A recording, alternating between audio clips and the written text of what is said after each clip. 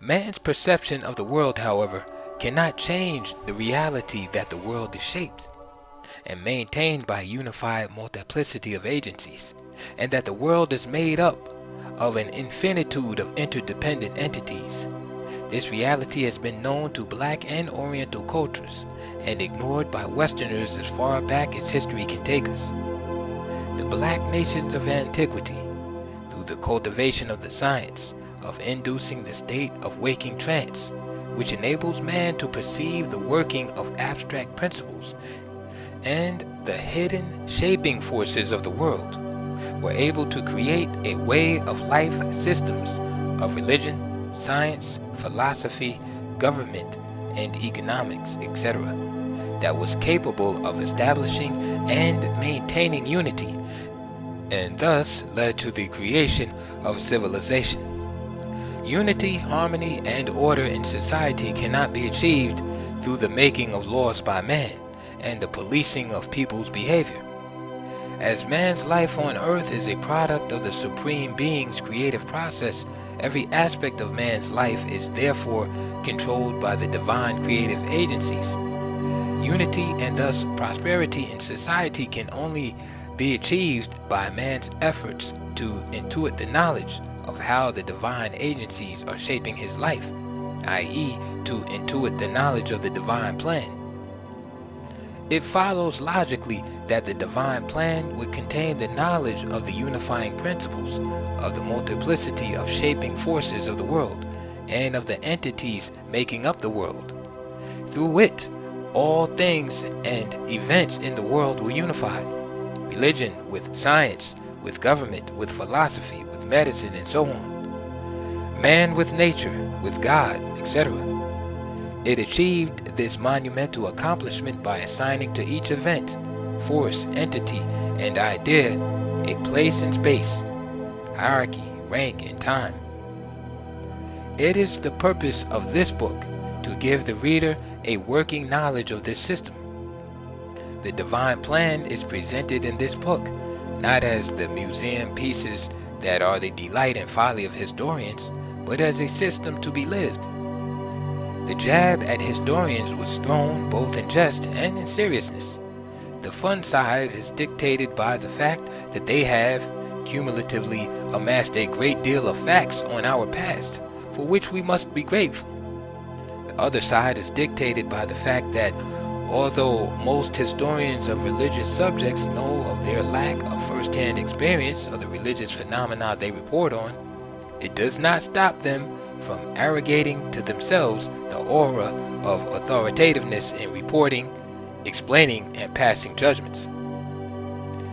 Although the material in this book has the full support of historical documentation, I am writing foremost as a priest of over 20 years of practice.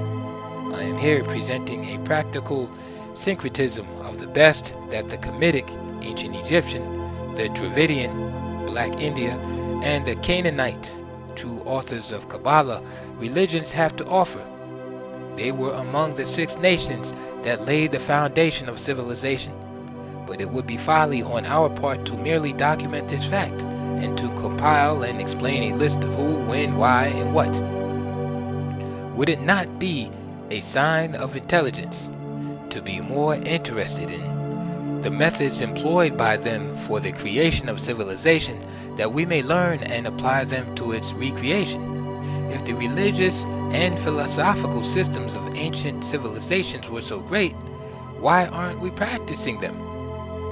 Yes, in this volume, one of many, as the topics are too broad to be fully explained in one book, I have given the world the means through which everyone can discover the links between all aspects of life, the means of discovering the plan, the structural continuum that the Supreme Being has put in place to enable the events in the world to unfold in an orderly and harmonious way. Become the plan and let peace, prosperity, and spiritual realization reign in the world. Hotep, Ra-un-Nefer Amen the First, Shechem or Shechem of the Asher Arset Society, Asher Ashemu of the Shrines of Taui, New York, USA, April 24th, 1990. Chapter 1. Introduction. The world is on a collision course with disaster, not only from or because of the threat of nuclear war, but from the massive collapse of its institutions, political, social, economic, religious, spiritual, educational. It is the combined failure of these institutions and traditions that is at the root of the widespread decay and stagnation that we are witnessing in just about every nation in the world. This state of affairs, a Comitian, ancient Egyptian priestess would say, is due to lack of self-knowledge. This injunction has been quoted often by scholars, yet none have given much insight into its true meaning. In explaining what is knowledge of self, I ought to begin, it seems most natural, at the beginning. But that would take us into such an abstruse discussion that it makes better sense to start instead at a very familiar midpoint. Let's start with what you are doing this very moment. As your eyes race across these lines, I want you to make the effort of becoming aware of the fact that you are involved in two sets of functions. On one hand, you are making the effort to keep your attention on the sequence of words as you read on. On the other hand, without your conscious effort and awareness, the meaning of what you are reading is taking shape.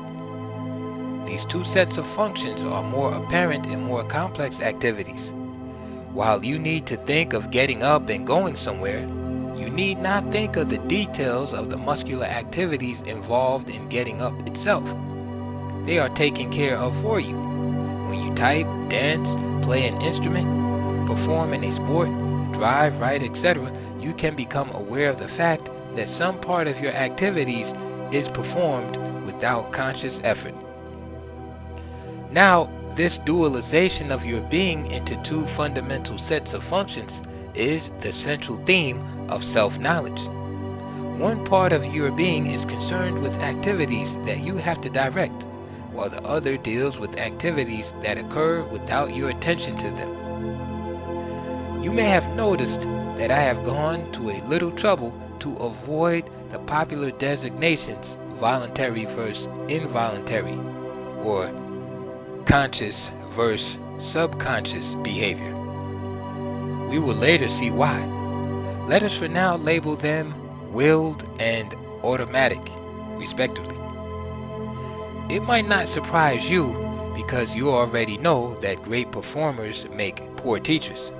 Yet, you might be surprised to know that you could not give an accurate description of how you walk, or articulate the words that you speak, etc.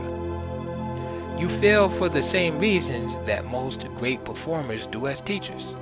The performance of the task in question is carried out without your attention and awareness of the intricate details involved. You direct your attention to the desired result, and the other part of your being, unattended, takes care of the execution. In fact, as you sit here, this other part is, without your attention or consent, determining what understanding you are extracting from what you are reading, and at the same time, it is taking care of your breathing, exchanging oxygen for carbon dioxide in your blood, circulating the latter through every cell in your body, probably digesting some food, and getting ready to shut down the part of you that directs activities.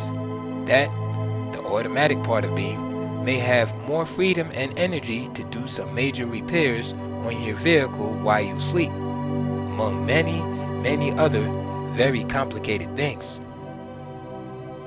It should be obvious by now that there exists a vast difference in the knowledge and capabilities between the two parts of our being. While the willed part of our being has to be instructed and is no better in its performance than the quality of the material taught it, the automatic part of being is directed by an omniscient factor.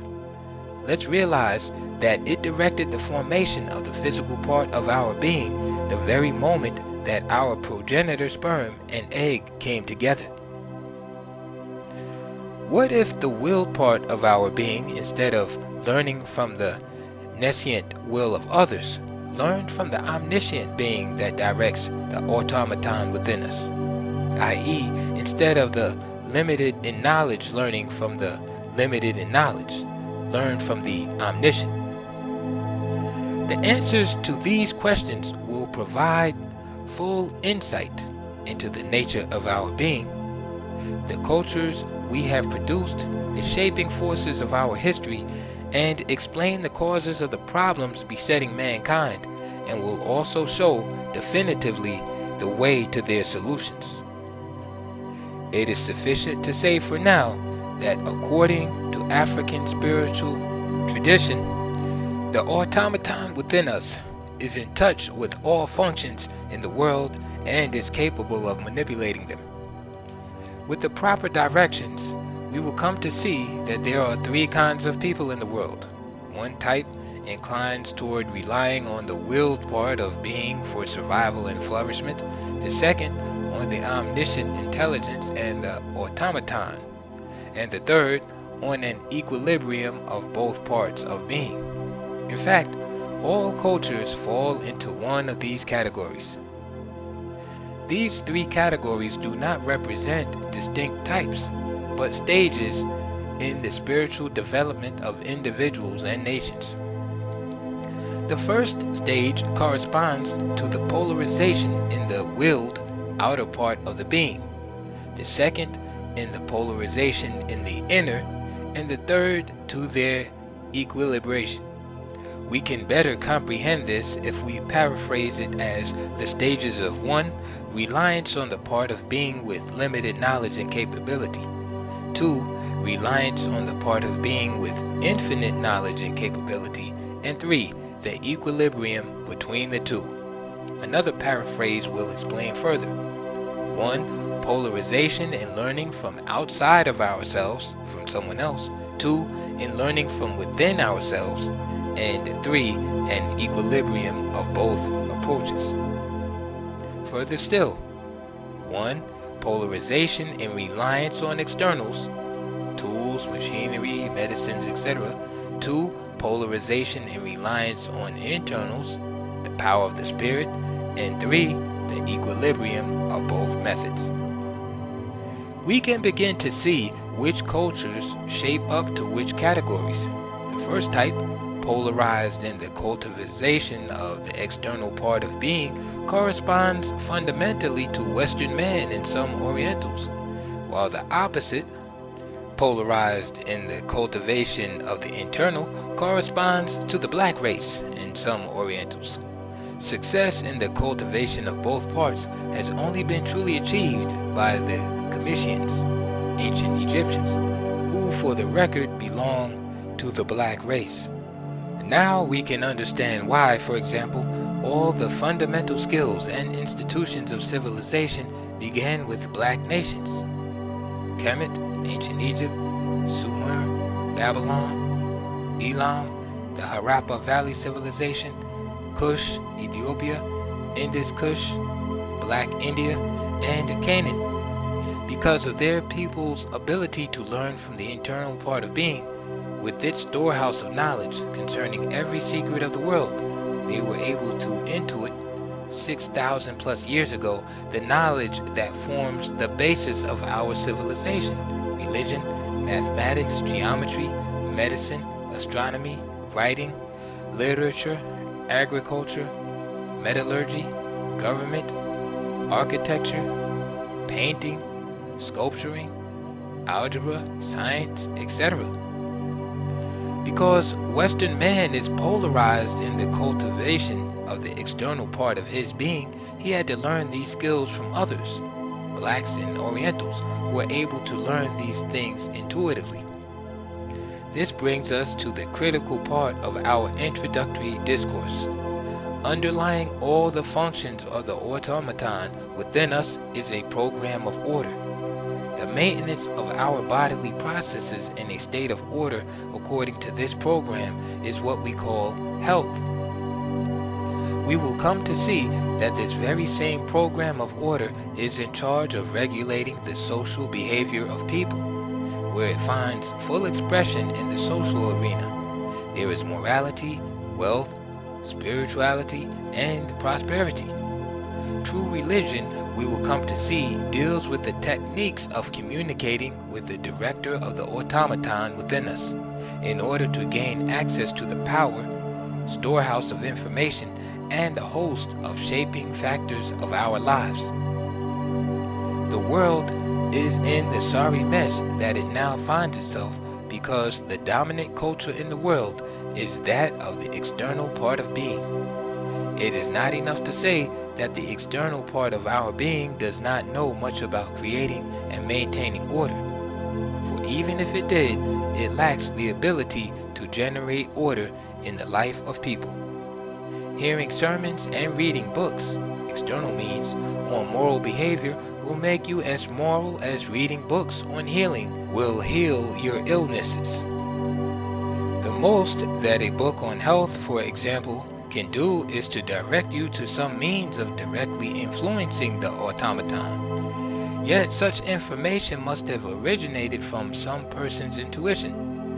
The same holds true for religions, moral, and spiritual behavior. All teachings on the subjects originated from the inner part of people's being.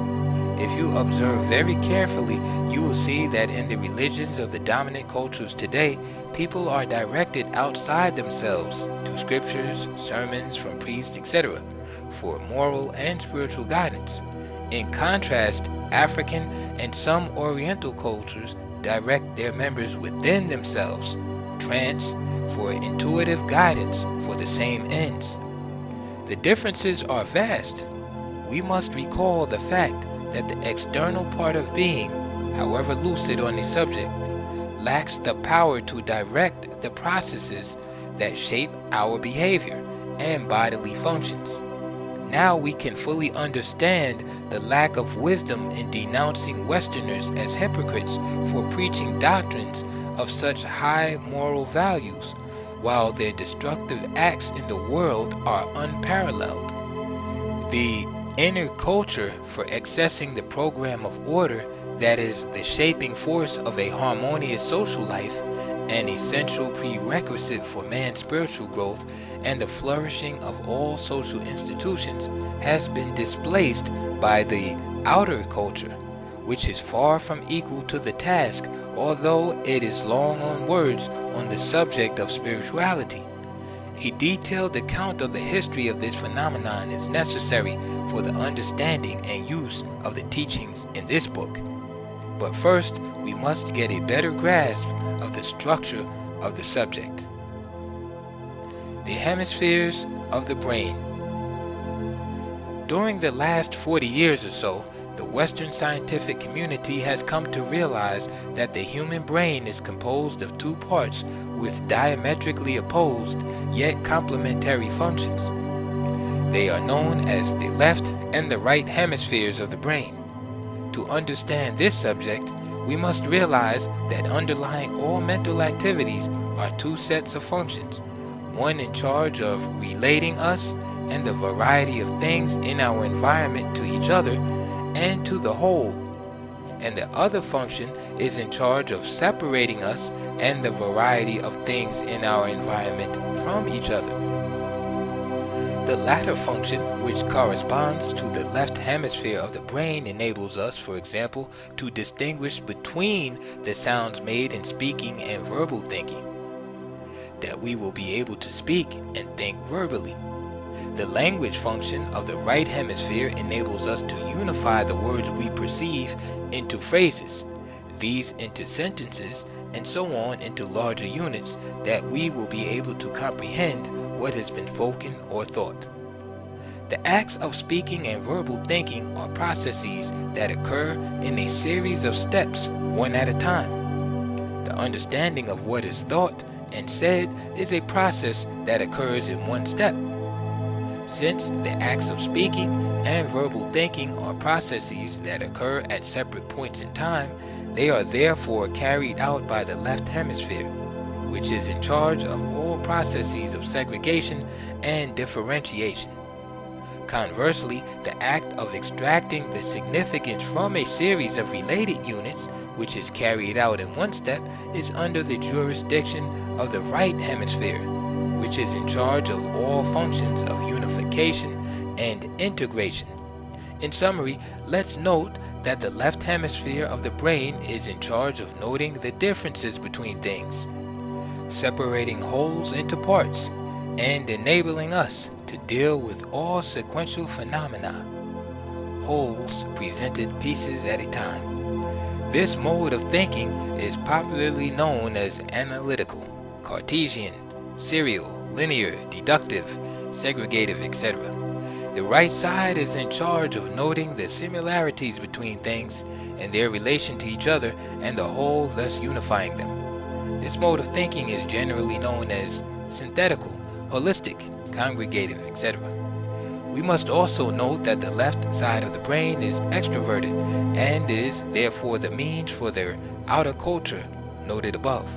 The right side is introverted and is the means for the inner culture.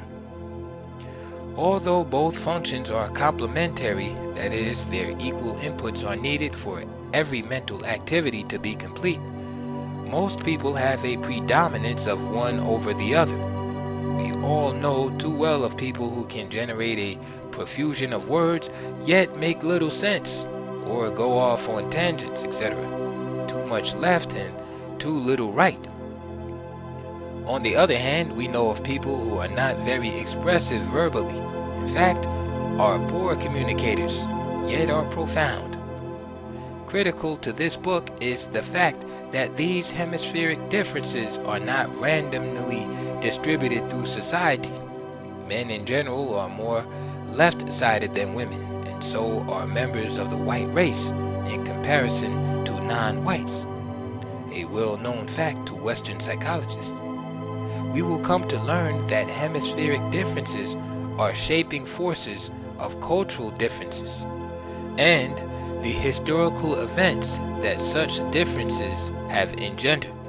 In fact, without this concept, there can be no science of history or psychology or anthropology or understanding of religion. The differences in thought patterns between the white and black races are well known. To prove this point, I will quote from well-established scholars. Writing about the Bantus of South Africa, Placide Temples, at the turn of the century, states in his Bantu philosophy that, quote, this European concept of separate beings, of substance, to use the scholastic term again, which find themselves side by side, entirely independent one of another, is foreign to Bantu thought. Bantu hold that created beings preserve a bond one with another, an intimate ontological relationship, comparable with the causal tie which bonds creature and creator.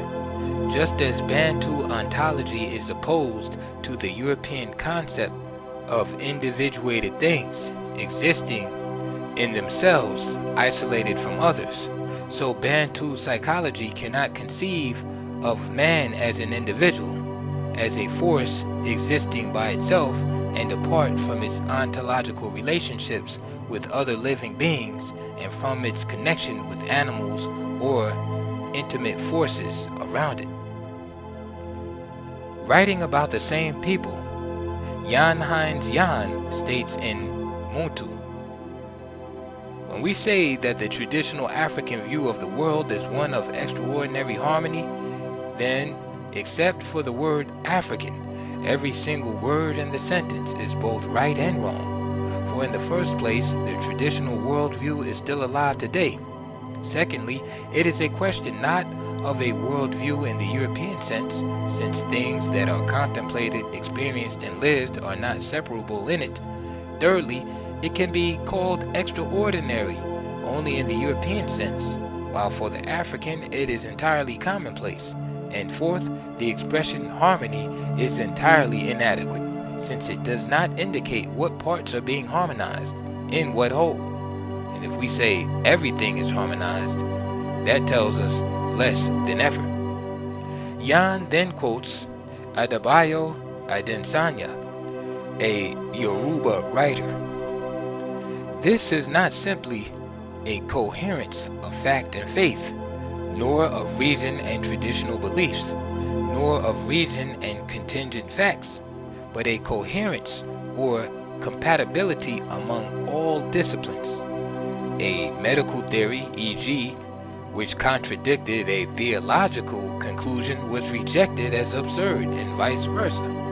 This demand of mutual compatibility among all disciplines considered as a system was the main weapon of Yoruba thinking. God might be banished from Greek thought without any harm being done to the logical architecture of it, but this cannot be done in the case of Yoruba. In medieval thought, science could be dismissed at pleasure, but this is impossible in the case of Yoruba, since faith and reason are mutually dependent. In modern times, God even has no place in scientific thinking. This was impossible to the Yoruba. These observations extend to all contemporary Africans as well as ancient. A. Barb, writing in the Legacy of Egypt, states the following: Certainly scholars have since provided dictionaries and grammars of the ancient Egyptian language, but that is not enough to grasp the Egyptian way of thinking, so utterly different from our Western logical mind. There is first of all what has been called the multiplicity of approaches, statements, and answers to problems, which to us would seem absolutely contradictory, appear side by side, and did not in the least disturb the Egyptian.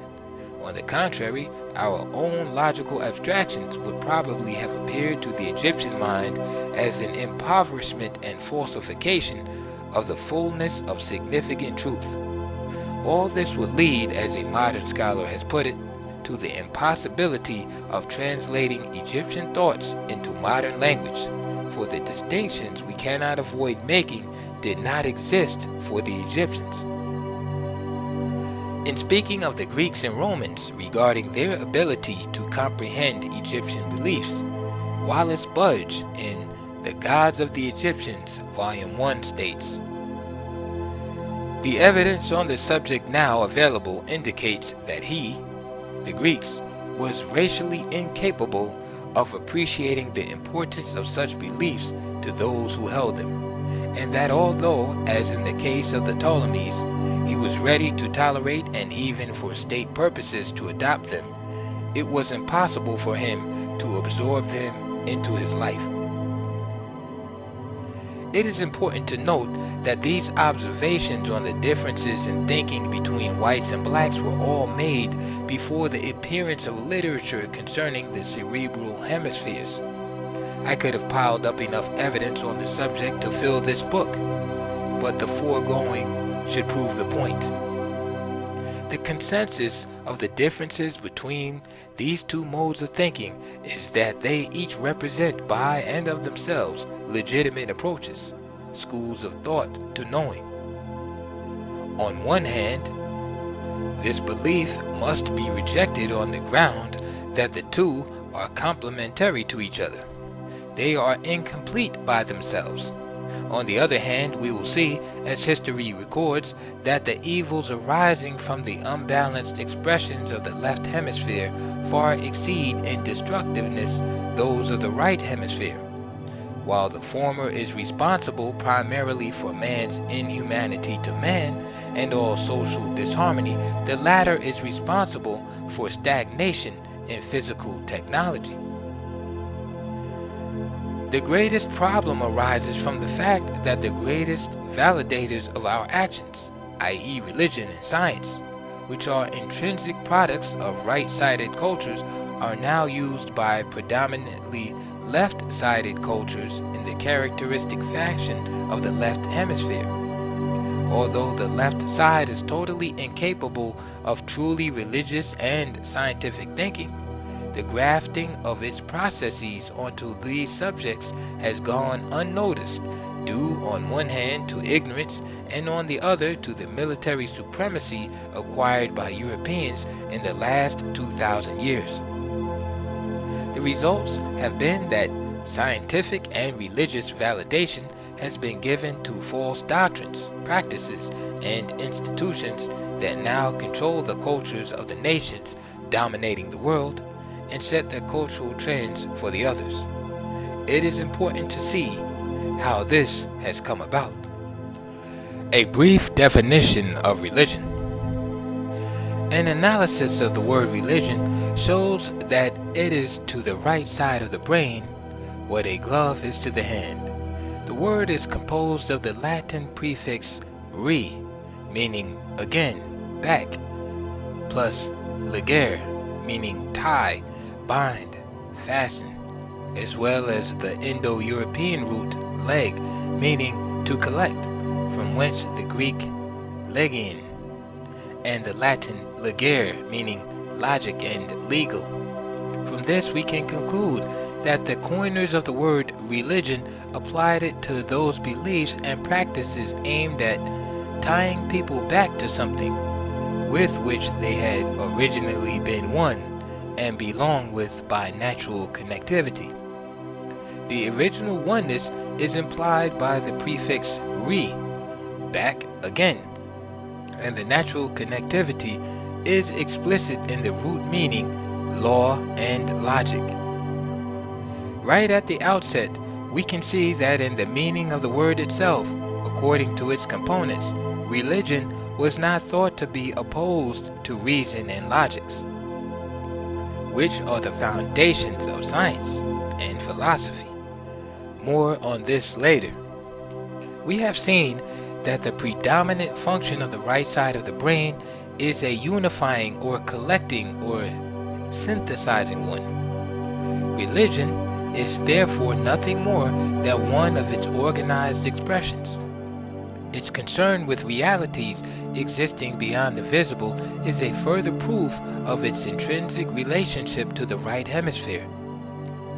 We can thus conclude that all efforts by left-sided cultures that are aimed at creating religious doctrines and practices must produce results off the expected mark. Western religions are good examples. We will see that the Hebraic and Christian religions are hybrids resulting from the juxtaposition of a left hemispheric thought process upon religious doctrines created by right or balanced hemispheric cultures. The same can be said for Hinduism and Islam, although they have maintained a greater faithfulness to the fundamental culture upon which they are based. During the first 2,000 years of history, 4000 to 2000 BC, the only nations that attained to a high degree of civilization were Kemet, ancient Egypt, Sumer, Babylon, Canaan, Harappa Valley, and Kush, Ethiopia. Although it is well known to all serious historians that all these nations were black, to this day much effort is being made to hide the fact from the general population. With some it is due to racism. With others, it is due to feelings of shame over the fact that throughout the first 4,000 years of history, it is well known that Western people had attained to very little cultural development, as well as the fact that they are indebted to the above black nations for the foundation of their scientific, religious, and philosophical accomplishments. They repaid these nations by utterly destroying their civilizations and enslaving their descendants. And with others, it is because they took the traditions of these black nations, added a few touches here and there to make it more in keeping with some of their social values, and then claimed that the final product was a revelation from God to them. Religion, trance, and ancestors. As religion concerns itself with the inner realm of being, its main vehicle is the phenomenon of trance. Proficiency in this state, which we will later define, gives one full acquaintance with the metaphysical realm. On one hand, communication with the two classes of entities dwelling therein, the dead, ancestors, and the spirits administering natural phenomena, angels, deities, becomes possible. On the other hand, first-hand knowledge of man's metaphysical vehicles and the experience of man's true relation with God and all other creatures are attained. The central theme of this discourse becomes clear when we take note of the fact that while Westerners believe in the survival of the spirit after death, they have no tradition of ancestor worship, i.e. communication with the deceased. Now the reason is clear. It is for lack of a culture of trance-working, which is the only means to that end.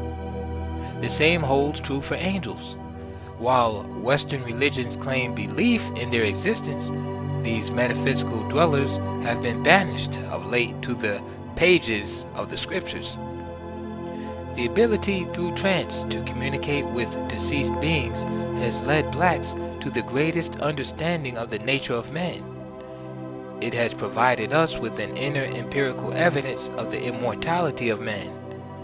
Immortality is not merely the survival of the spirit, but of one's identity across incarnations. On one hand, because of the pricelessness of the revelation that man is immortal, and on the other hand, because of the unparalleled guidance that ancestors provide. Rituals for communion with the ancestors, so-called ancestor worship, play a prominent role in the religion of black nations. It is instructive to note that the greatest architectural marvels of the ancient civilizations, Kemet, Mohenjo-Daro, etc., were burial shrines. Entire cities were filled with these structures, pyramids, etc., that surpassed in opulence the dwellings of even the kings. In place of this insight, Western scholars could only see what they believed to be the work of megalomaniacal builders. Only from the ancestors, the quote, living proof of life after death, could have been learned the observances and practices that lead to immortality, the survival of an individual's identity across incarnations. Such practices and observances became the fundamental doctrines for the spiritual development of men and nations.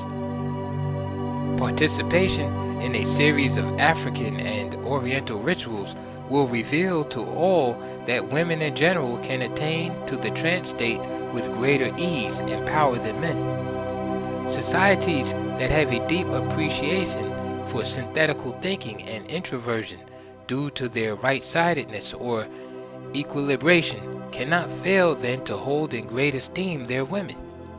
Just the opposite is found in left-sided societies. It is no wonder then to find that in all black nations, not led astray by whites, women and goddesses occupy positions and play roles equaling those of the males. Women in Kemet and other black nations of antiquity occupied positions not yet achieved by Western women to date. As queen mothers, they determined the transference of the kingship and legitimized the king. Inheritance was through them. That is, they held the wealth of the nation. They were priestesses in their own right, and it is a matter of record that the goddesses whose shrines they were responsible for commanded greater importance than those of the gods in many cases. In contrast, we find Western women just beginning to make headway in their struggle for equality, 6,000 years behind their black counterparts. Where is the female rabbi, imam, bishop, etc.?